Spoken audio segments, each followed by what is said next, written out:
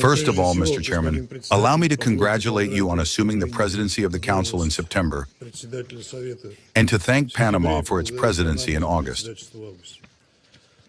Mr. Chairman, we thank the delegation of the Republic of Korea for holding a very timely discussion on the future of peace operations in light of the ongoing work of the Secretariat on the relevant review report.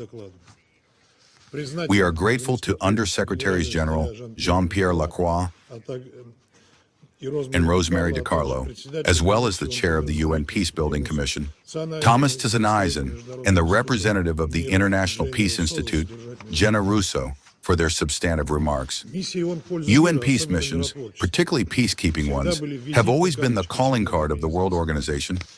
The Blue Helmets are a direct embodiment of the collective will of the international community to come to the aid of those in dire need. We pay tribute to the memory of peacekeepers and other UN personnel, among whom are Russian citizens, who lost their lives while fulfilling their noble duty. Mr. Chairman, both peacekeeping and special political missions are important tools for overcoming conflicts and crises that threaten international peace and security. At the same time, they significantly differ from each other in mandates, tasks, types of forces and resources deployed, as well as methods of financing. At the same time, recently both types of presences have been facing similar problems, including the so-called crisis of consent from the host state. We believe that this is largely related to a loss of understanding of what constitutes the main task and primary mandate of such missions, as well as a realistic assessment of the feasibility of the assigned tasks. We have seen that some missions have turned into a tool for promoting an ideologized agenda, widely spread at headquarters, but clearly not aligned with the values of the societies in the countries of deployment and their urgent needs. Hence, governments and populations quite reasonably develop both distrust and the question, why do they need such a presence? Currently, the problem of the crisis of confidence is acknowledged, and a review of peace operations is underway. However, we still see that the terms core mandate, clear, precise, achievable tasks are often understood by different member states in the Secretariat to mean opposite things. Despite the existing understanding that mandates should be specific to each conflict and the current situation on the ground, the same uniform liberal agenda continues to be pushed into the texts of draft resolutions. If these formulations were agreed upon for the Central African Republic, why not transfer them to the resolution on Cyprus, for example? For our part, we are convinced that the focus of the efforts of missions established by the Security Council should be to facilitate political settlement. In the case of peacekeeping operations, this should be done through the creation of appropriate security conditions, which the host state or states in conflict are unable, for one reason or another, to provide. The main guidelines in this regard should be the UN Charter in its entirety, the sovereignty of the host state, and the basic principles of peacekeeping. Both the UN presences on the ground and the staff of the organization's secretariat in their activities must strictly adhere to Articles 100 and 101 of the UN Charter. We also observe that many UN representatives and experts associated with the UN propagate the assumption that the problems of UN missions are a consequence of so-called geopolitical fault lines or contradictions among Security Council members. We believe that this is true only in relation to a very small number of acute issues. In most cases, there are no disagreements among Council members regarding the essence of the problem and the organization's ability to respond to it.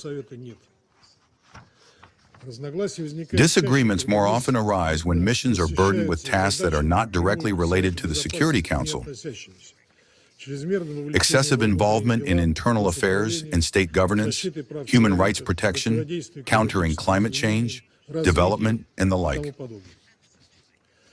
Indeed, over the past decades, compact presences have been replaced by massive operations involving thousands of personnel whose tasks include such a long list of issues that it is not always clear where the responsibility of peacekeepers ends and that of the state begins.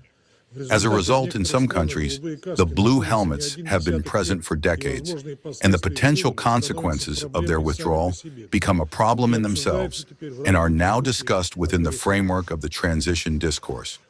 Against the backdrop of the current financial crisis in the World Organization, the issue of overburdened mandates with secondary functions, coupled with a lack of resources for primary tasks, becomes only more acute. In these conditions, it is necessary, not in words but in deeds, to recall and once again implement in practice the existing traditional division of labor within the UN, where missions focus on their tasks and funds and programs focus on theirs. It is appropriate here to mention peacebuilding, including in light of the ongoing review of the relevant architecture. Over the time of this area of activity's existence, member states have not been able to fully define its boundaries.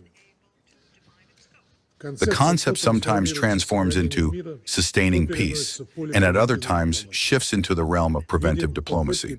There are attempts to marry it even with counterterrorism.